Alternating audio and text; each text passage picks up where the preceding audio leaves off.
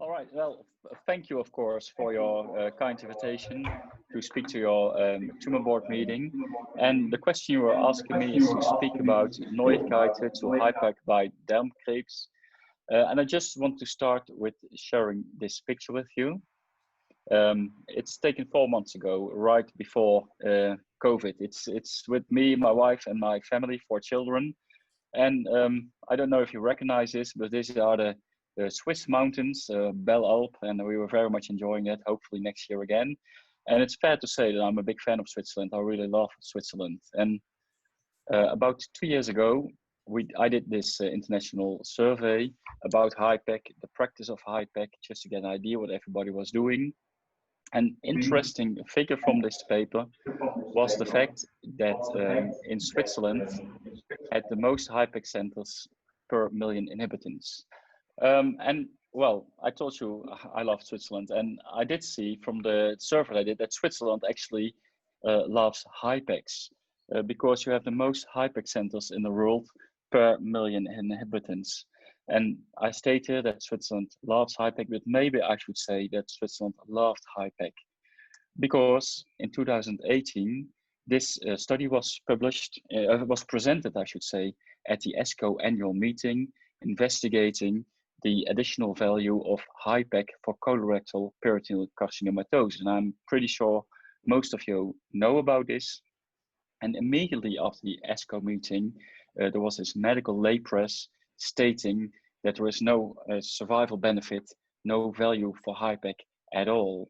And this was from the lay medical press, but this was from our colleagues actually in the very same month that the ESCO presentation was given in the European Journal of Surgical Oncology. One of our colleagues told us that this should be the end of HIPEC in colorectal cancer, or to say it more firmly, exit HIPEC and its toxicity. Well, this is again a game that is much played by my children. It's called the Verboden Woord in the Netherlands. I tried to look it up in German. It's das Verboden Woord.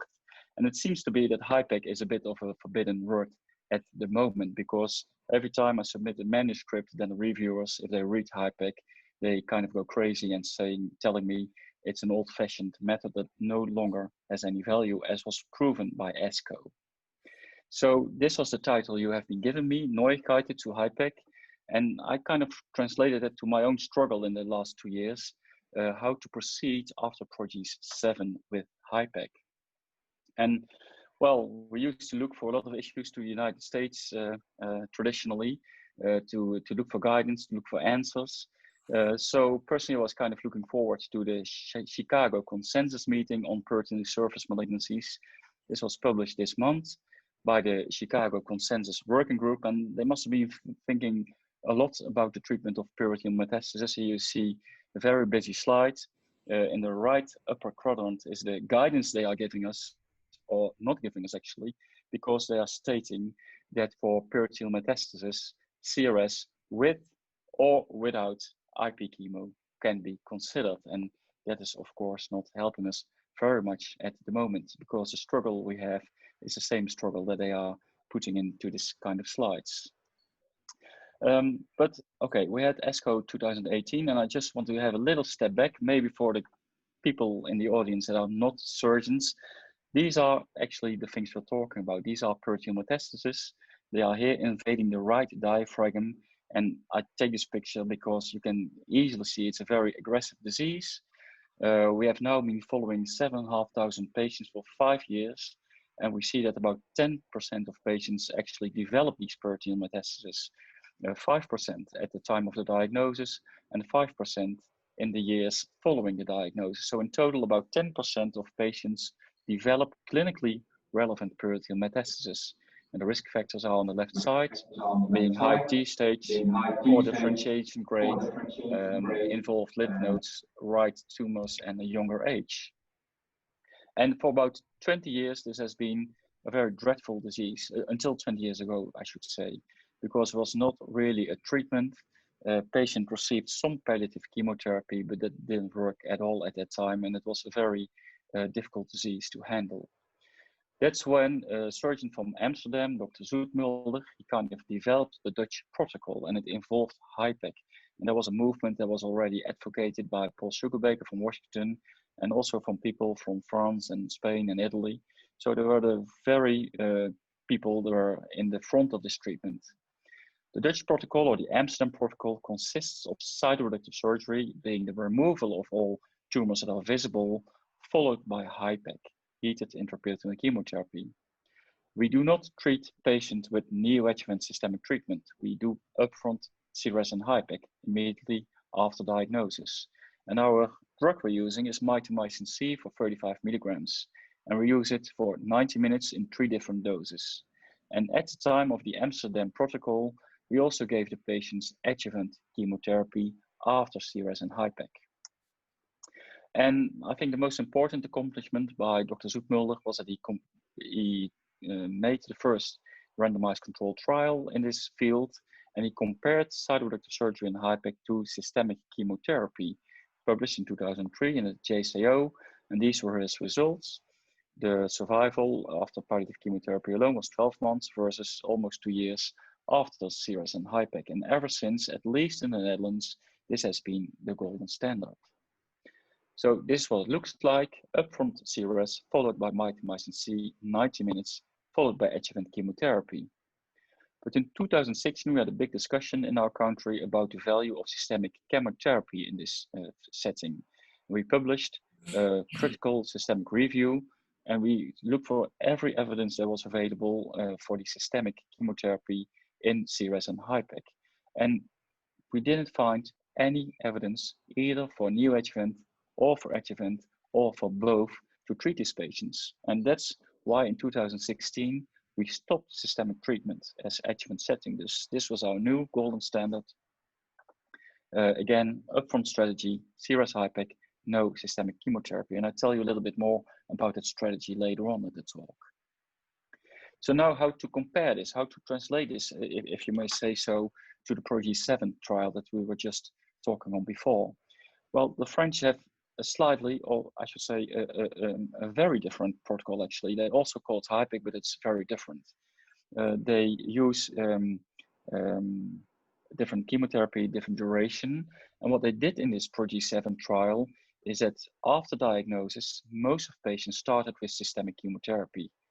Then they performed cytoreductive surgery, and during surgery, they randomized to perform the treatment with or without HIPEC. All patients needed to have 6 months of systemic therapy, either before or as an interval strategy or as adjuvant. Most patients had neoadjuvant chemotherapy in this trial. And these were the results that I was already alluding to. The mean survival is actually pretty good for this patient category, but didn't differ between HIPEC and the non-HIPEC patients. So this was made people conclude that there was no additional value of CRS and HIPEC. So let's have a closer look at this PROG7 protocol. And I think if you really believe in the true adjuvant value of heat, then I think it's quite logical to say that the 30 minutes period that they have chosen in this trial is intuitively, at least, very, very short. Then I would like to discuss a little bit more about the interval strategy in a while, but I first would like to address your attention to the oxaliplatin that they were using. We use mitomycin C in the Netherlands. They have chosen for oxaliplatin based on the systemic treatment results.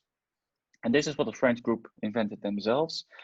They found out that when using oxaliplatin, they had a very high rate of hemorrhagic complications, which is very rare after mitomycin C, but it's actually quite common in oxaliplatin-based HIPEC.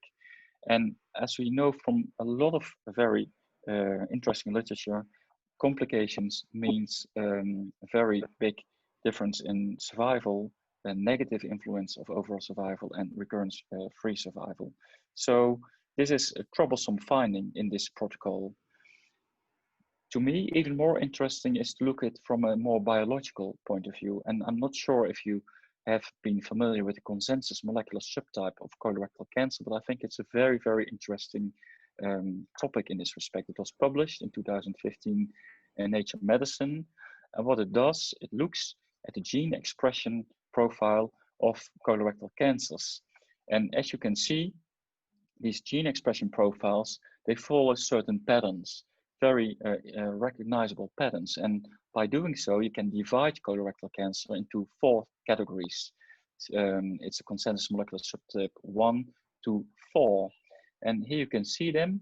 And if you look to like the population-based division of colorectal cancer, you can see that about 23% of patients actually have the CMS type 4 mesenchymal type of colorectal cancer. And these are the patients that have the worst overall survival. They are quite resistant to treatment. And why is this interesting with respect to peritoneal metastasis? And that's because of this research that has been recently published from Utrecht. It's from the Kranenburg lab. And what they did, they looked at the molecular consensus subtype of peritoneal metastasis. They had it from the clinics, and they just looked for gene expression profiles and looked for CMS4. And what they found out is, to me, very interesting. I told you that if you look to a normal variation in the population, they shall have 23% of cases of CMS4, but peritoneal metastases are at least in 75% of cases in this Utrecht population. And the Amsterdam group has also been looking into their data, and they found that even more, almost 100% of peritoneal metastases are from the consensus molecular subtype type 4. And again, this is interesting because it says something about the likeliness to respond to treatment. This is a publication from 2018 where they looked for the CMS subtypes in relation to palliative treatment. And as you can see here, the CMS type 4 doesn't respond very well to oxaliplatin, not at all actually, and it much more favors irinotecan. So oxaliplatin doesn't seem to be a very favorable drug to treat this CMS4 and thus to treat CMS type 4. Same accounts for another study that was published in the JAMA Oncology. They looked for the value of adjuvant chemotherapy in stage 3 cancer patients. And again, they didn't find any value of oxaliplatin in the CMS type 4 subtype. So that I think is a very interesting finding.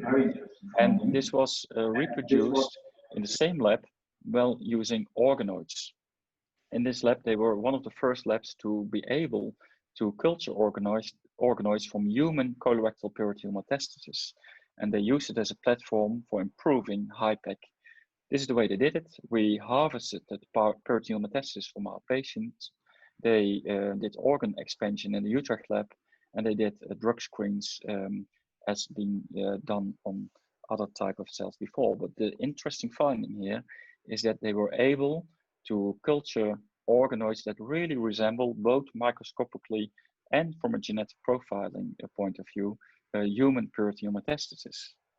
And when you expose these cells, these organoids, I should say, to oxaliplatin and to mitomycin C, there is this very interesting finding that they do not respond at all actually to oxaliplatin. So also the peritoneal mets that are giving organoids do not respond to oxaliplatin, and they do respond a bit to mitomycin, but in 2 patients they had also resistance for mitomycin C.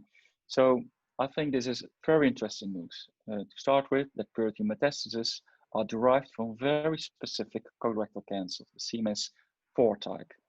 Second finding, especially with regards to ProD7, is that these cell types seems to be resistant to oxaliplatin. The good news is that we are now able to have organoid technology also available for peritoneal metastasis for drug screens and to see for our patients if they would respond to a certain therapy or not. And finally, they are now testing CMS targeting drugs that are currently in development, and they specifically targeted CMS4 subtype colorectal cancer and may be a very good alternative for the currently used drugs. What about the interval? This is how it is perceived. You have peritoneal metastasis and you either perform CRS or CRS and HIPEC. And the outcome of survival was supposed to be 18 months difference, which is rather optimistically. But if you really believe in HIPEC, you should be optimistically. So maybe this is not a really wrong assumption. But again, we should realize that they included 6 months of systemic chemotherapy. And it more or less translates, if you ask me, that most people have 6 months of IV oxaliplatin-based chemotherapy plus CRS, or 6 months plus CRS and 30 minutes of oxaliplatin. And again, I think that 30 minutes of IP chemo in this heavily pretreated patient would result in 18 months differences. Really too much to assume from a technology. But this interval has been intriguing our research group a lot. And I told you we had a discussion in the Netherlands about the value of chemotherapy, and we decided to stop with systemic chemotherapy in 2016. But at the same time, we designed our CAIRO-6 randomized controlled trial. It's a phase 2, phase 3 trial, and in the end, it needs 358 patients to be randomized. And just this weekend, we finally could present our first results from the pilot phase of the randomized trial. We presented this as ESMO, so I'm very happy to share it as well with you. Again, this was the inclusion, pathologically proven peritoneal metastasis, colorectal only, no systemic meds, no systemic therapy, and no previous HIPEC. And these were our randomization arms. In the experimental arm, all patients had to undergo 4 neoadjuvant cycles of CAPOX, the first 3 combined with bevacizumab, followed by 4 adjuvant cycles without bevacizumab. And some modifications were possible, including FOLFIRINOX-based chemotherapy for patients or doctors that would prefer that.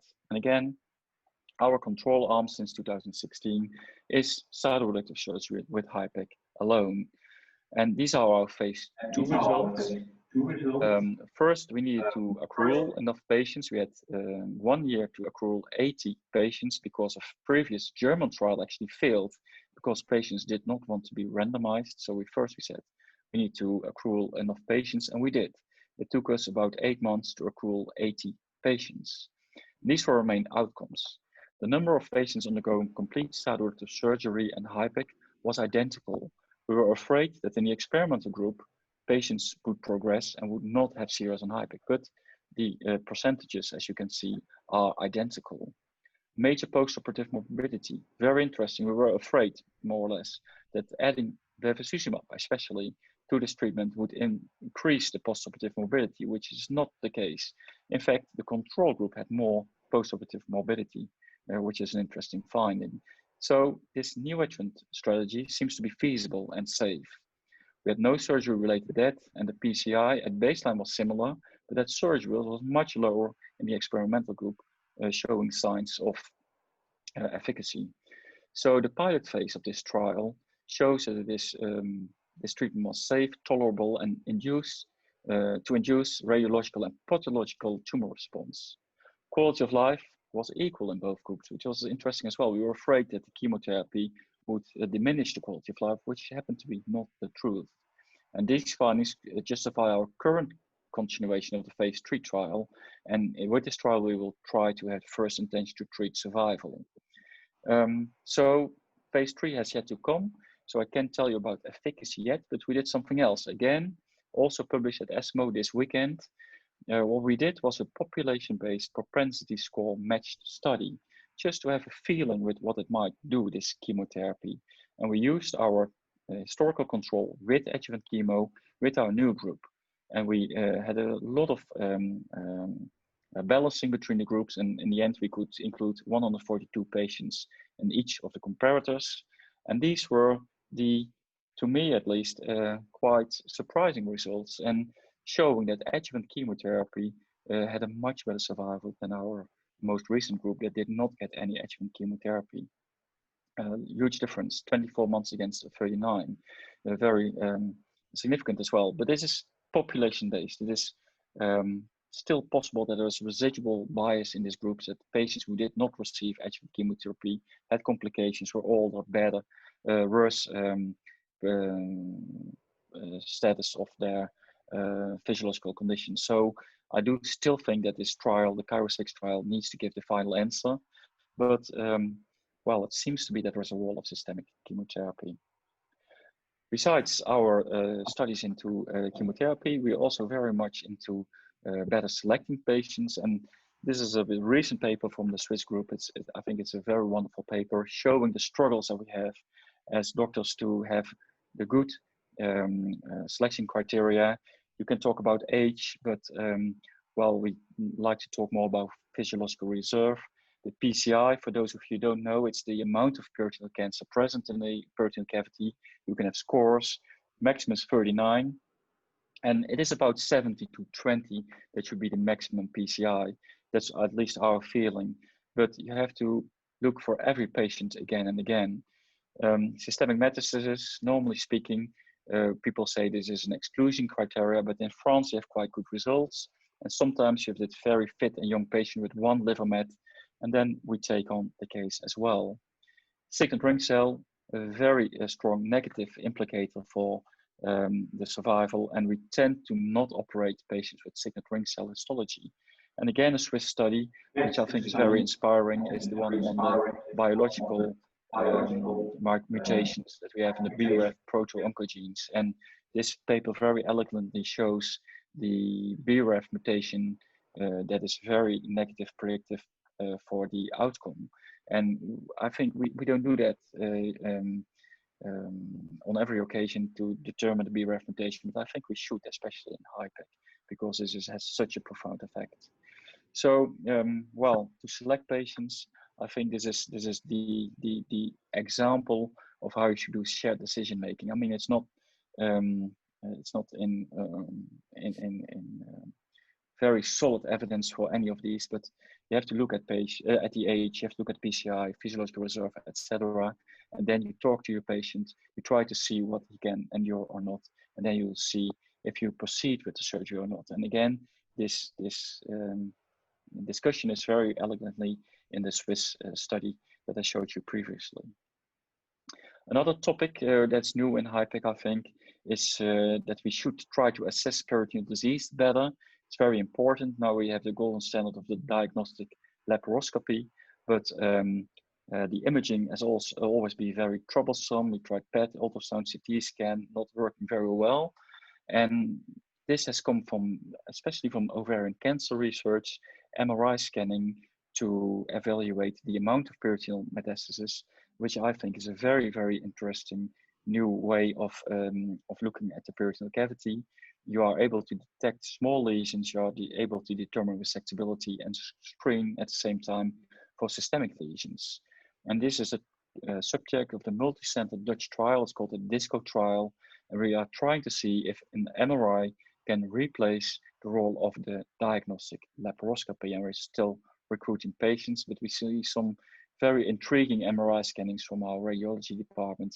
And I really think this MRI scan is here to stay. Another thing is how to assess peritoneal metastasis is by direct visualization. They can be very hard to detect. That's why in our department we started with research together with our colleagues from Leiden and Groningen from the Netherlands to label the tumors with fluorescent anti-CA antibody.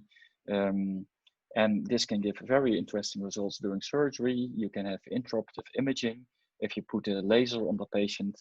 And just to give a little example, this is a small bowel with a very, very tiny nodule. It's easily overlooked during surgery, but if you put on the laser, it's very clear. And by having this new innovative imaging techniques, we hope to see better the amount of peritoneal mets that are present in the peritoneal cavity, and to better distinguish between scars and between cancer, because that can also be very, very difficult. And we published this about a year ago, I think, in Lancet Gastroenterology as a feasibility study, and it's safe and feasible. But now we're trying to investigate the better, if it leads to a better outcome. So this was the title of the talk I was supposed to give to you. Are there any Neuigkeiten? Well, I think there's news enough. How to proceed with Project 7? Is it really exit HIPEC, as our French colleague was stating so boldly in the European Journal of Surgical Oncology about 2 years ago? Probably yes. Probably for the high dose, short duration, oxaliplatin-based HIPEC in an interval strategy. I think Project 7 is very, very interesting in answering this question that this is not of any value. But I do think it's only a starting point for the research into peritoneal metastasis and how we should go on with HIPEC, with IP chemotherapy. This is a very interesting editorial. It's published by the senior author of the Prodigy 7 trial, actually. It's by Olivier Lehin. It's online only. It was published this month. And it says, is this the era where we should go to prospective randomized trials? And I hope I showed you some interesting trials that we are doing, and I bet around the world. So the question mark here is rather rhetorically, I think this is the era of prospective randomized trials. But not only of that, I think molecular biologists are getting involved. And I think their knowledge about circulating tumor DNA is extremely interesting. Their knowledge about CMS type 4, about the drugs targeting these specific subtypes is of crucial importance to get more science into our HIPEC. Again, I think it's a very interesting topic to further investigate the role of systemic chemotherapy, radiological and imaging techniques, and we should pay more attention to better patient selection. So yes, I think HIPEC, or at least anti-protein chemotherapy, has a definite role. In the Netherlands, we still proceed with upfront cytoreductive surgery, followed by mitomycin-based 90 minutes HIPEC, and the systemic chemotherapy is currently given in a randomized control fashion. So with this, I'd like to conclude the overview of the recent research that we have been doing. And of course, I'd like to come to Switzerland, as I showed you in the beginning, and you're very much welcome if you're in the neighborhoods in the Netherlands to visit our center. It's always nice to discuss or to drop me a mail if you'd like. Thank you very much for your attention. Thank you. Thank you very much for this really excellent overview. It gave us already some answers, but there are some more questions, I guess. Yes, questions from the floor. Yeah, you should have some questions. My name is Jan. I'm doing the HIPEC here in our centers. First of all, thank you for giving us a much more detailed and deeper insight that obviously peritoneal carcinomatosis is not the same in each individual patient. It can be very different between patients, and obviously there are some. I'm sorry, I really can't hear you. Jana, maybe by phone, Jana? If I speak louder, is that better for you? It's a bit better, yes, yes. Okay, so I congratulate you for your talk. It was, for me, it was new that obviously histological subtypes demonstrate a very different sensitivity to the drugs, and this is certainly a future research direction which could give us more information which drugs could be working better in individual patients. But for us here in a non-academic setting, of course, it's important to do what to do best with our patients. So let me just give you a few simple examples, and maybe you can give us a short answer of how you at your center would proceed with these patients. Let's take a young man, let's say 45 to 50 years old. He is first diagnosed with the colon cancer with a limited PCI, let's say 10. You think you can remove everything. It's the first presentation. What would you do with such a patient? Well, if you have the standard therapy in the Netherlands, would include cytoreductive surgery upfront and then follow up. That is actually our current standard.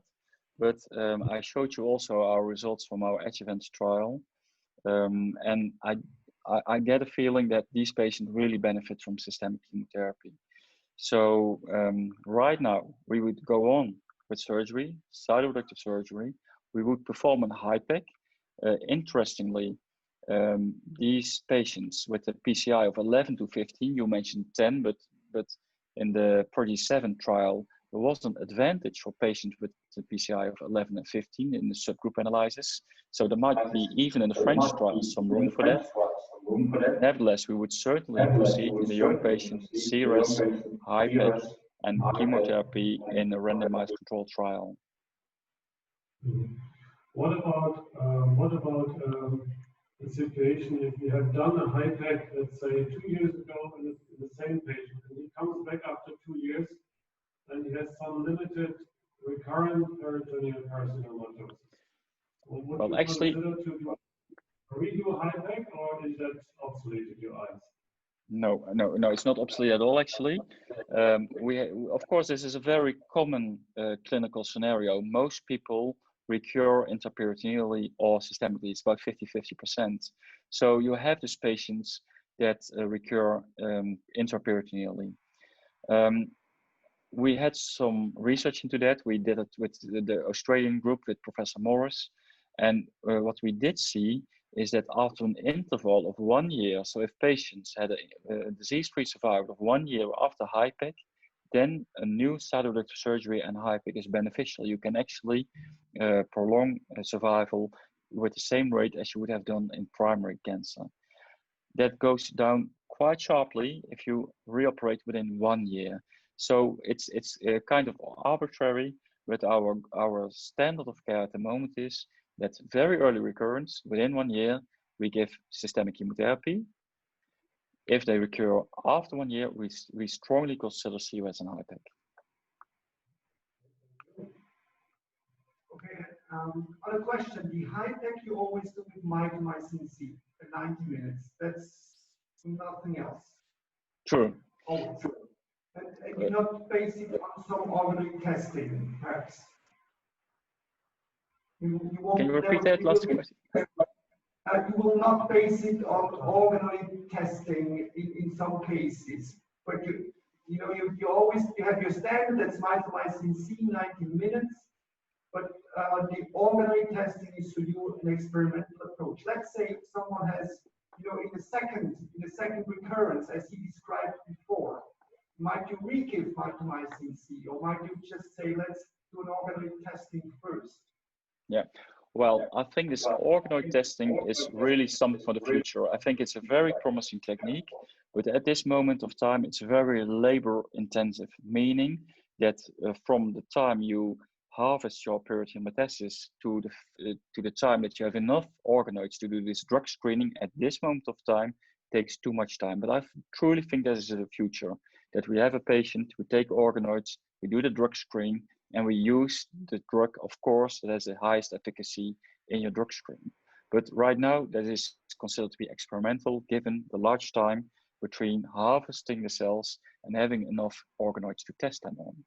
But then you have to make, of course, common sense. And I think that it's common sense to assume that after CRS and HIPEC with mitomycin C, the cells that were left behind are resistant to mitomycin C. If not, they would have been killed in the first place. So if we do a redo surgery, we use oxaliplatin. And the other way around. If people in the Netherlands, they like oxaliplatin better, they use mitomycin C. It is a bit different, this discussion, if you have a very long disease-free interval between these two operations. So let's say patients recur after 3 years, then you might say, well, there might be room to repeat with mitomycin C as well. But I think most people would like to switch. Do you have any experience with irinotecan? Because if you look at the literature, mitomycin C is not used as a systemic chemotherapy in colorectal cancer, but we use it for HIPEC.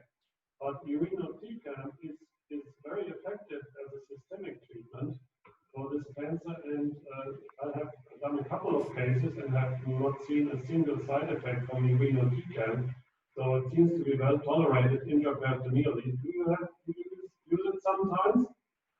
No, we don't, because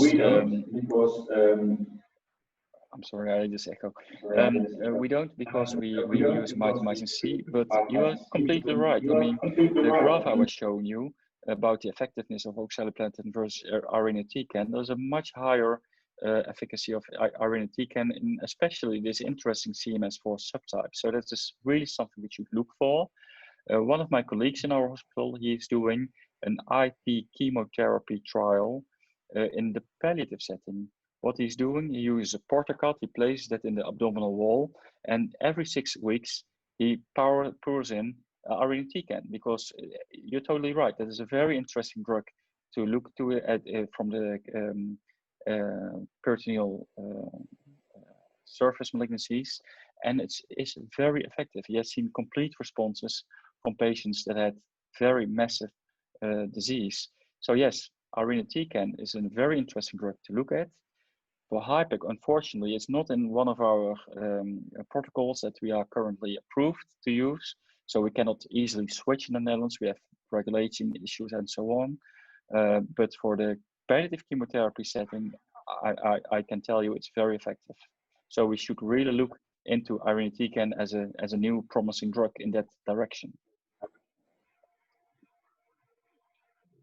Can I tap into your knowledge briefly about ovarian cancer? What is your protocol in ovarian cancer? The role of HIPEC? Yes, of course. We in the Netherlands we did the OVPEC-1 trial.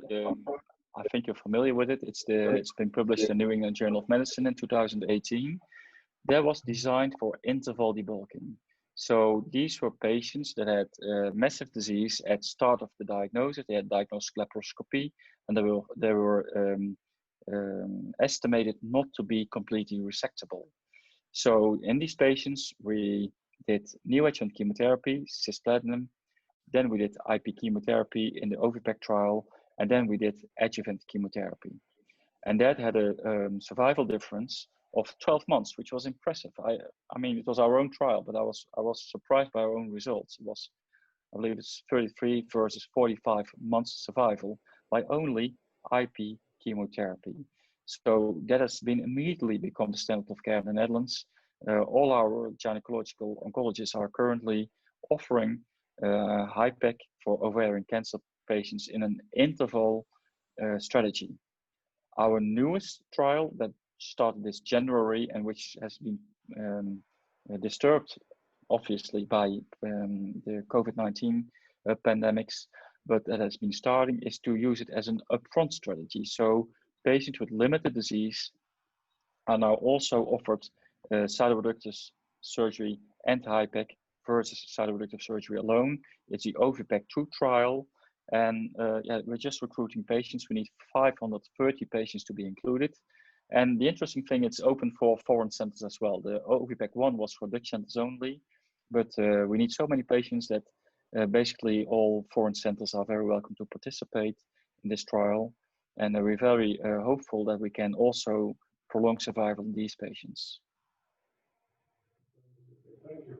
Well, there is some critique about the OVPEC trial. It was not so widely adopted as it is done in Holland. Can you perhaps explain why you think it is not so commonly adopted? Well, there's been a fierce debate, of course. There are always, HIPEC for some reason has also always raised a lot of discussion, and there are always very strong believers and strong non-believers. And especially within the gynecological field, there are people that really don't like the concept of HIPEC. They are writing editorials, are writing very influential papers, that something must have been wrong with our patient selection or operative strategy. So I think they are quite influential, don't like it. Well, in fact, we have excellent results. And I mean, it's looking from it from a perspective from the patient. I mean, you're afraid to do harm to patients, actually. And well, in our opinion, in our experience, and we published quite some papers about it, we are not really harming patients by HIPEC. We are harming patients by excessive surgery. That makes the complications post-operatively. But by adding HIPEC in the OVPEC patients, didn't improve or didn't deteriorate the clinical outcome. Why wasn't it widely adopted? Well, it's been discussed a lot. It's one of the most referenced papers of the New England Journal, both as a positive and as a negative context. But where I really believe that for these patients, it's very valuable. Can you comment on this Korean trial? There's a negative Korean trial about it. Yes, of course. It was also presented at ESCO 2018 together with the OVPEC-1 trial. There was a negative trial, and same actually with ProG7. That's still not in press yet. Same with the Korean trial. They used different dosages. They used different strategies. I really think we need their complete manuscript to have a look into the methods, to the selection, to the outcome, to comment on that, because that trial obviously was negative for HIPEC. But as I already explained to you, I mean, we call everything HIPEC, while our schedule is very much different from the French one, and you know, Sugarbaker from Washington uses another one. So you really have to. I think it's quite nonsense to say HIPEC doesn't work if one trial is not working. Yes, oxaliplatin, high dose, short base doesn't work. But if you have a negative trial on some chemotherapeutic agent, you wouldn't say chemotherapy doesn't work. I know it doesn't work in this particular type of patients with this particular drug. So I think we really should look into the details of these kind of studies and comment on them and proceed with gathering evidence. And I think it's an interesting field to do research to treat your patient with. And it's I think it's food for thought, this Korean trial, but we need the total data. Just one final question for ovarian cancer patients, ovarian cancer patients. Do you consider re-HIPEC in patients who have a recurrence? Do you go for second and third HIPEC? Because it's very often they have a long course of their disease. Do you consider? Well, from a scientific point of view, we consider it. Practically speaking, it's totally forbidden in the Netherlands. We have a very strict healthcare system. We only can do those treatments that were backed by sufficient evidence.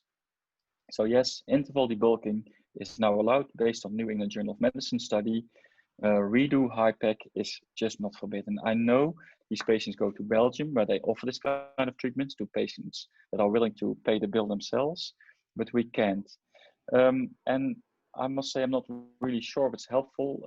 In ovarian cancer, of course, a lot of is going on as well with systemic treatment. The PARP inhibitors have an important role now. I do think re-surgery is a good idea to remove a recurrence disease, re-HIPEC. There is really no evidence to tell. There's a randomized grid trial showing in recurrent ovarian cancer that it's helpful to do HIPEC, but it has not treated HIPEC twice in the same patient. It's just recurrent, but that's only cytoreductive surgery and systemic treatment, and then if they recur, they have done cytoreductive surgery plus HIPEC and compare them with the ones that just received cytoreductive surgery without HIPEC. And it was statistically significantly better than the combination. I know this is one time. It's Dr. Spiliotis' trial. I of course I know that study, but it's been that's been under fierce discussion a lot. I do think we need more evidence, but it's a topic to investigate. I mean, the last slide I was showing you, it's the era for randomized trials to improve the fate of these patients. I think it might be just a very interesting topic to investigate in further detail. In the Netherlands, we have chosen now to go for upfront CRS in ovarian cancer and HIPEC, but of course there is a lot to investigate yet. Okay, that's extremely interesting for us. Thank you very much. Might it be possible in case of questions to contact you because there's always something coming up later on. And we would be not really doing that very often to bother you, but sometimes it might be really, if there's a big discussion, breaking out here, to have an external view on this. Well, very welcome to contact me and to talk to you by phone or by email. It would be a pleasure, actually. Okay, we'll preferentially call you 3 o'clock at night. Well, thank you very much. Okay, bye-bye. Have a nice evening and see you in Switzerland, hopefully. Bye-bye. Thank you very much. Bye.